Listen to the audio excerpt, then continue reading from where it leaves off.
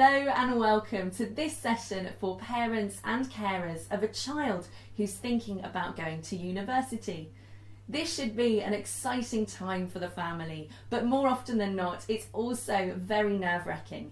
So we've put together some of the questions that are most common and have answered them in the hope that it gives you some guidance and reassurance for these times. Let's get started. Question 5.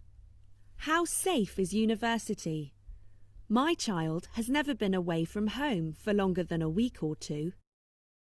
It's perfectly normal to worry about the safety of your child as they leave home for the first time. In fact, students who go to university do find themselves to be victims of petty crime more often, particularly in the first 6 weeks of study. This is because students are more likely to have new equipment, such as laptops or bicycles, to start university life with. Thankfully, the university is at hand and they often work closely with the police and run schemes such as registering property, and there's often security on residential hall sites. Perhaps you're more worried, however, at the risk of drug taking or alcohol consumption, in which case it's really important that you know this research done by Drink Aware.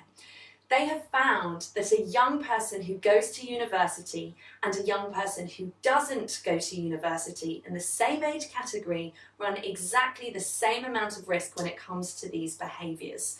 Perhaps you'll feel more settled when you know your child is involved in activities that aren't drinking. There are endless societies offered by universities, everything from the vegan society, there's religious societies, there's sports, there's volunteering, gaming. All sorts are on offer. So when you go to visit universities, ask them what they have.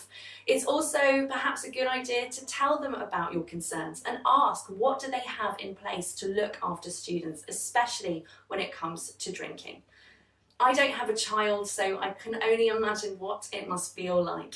But you know your child best, so have a conversation and speak to them about your concerns.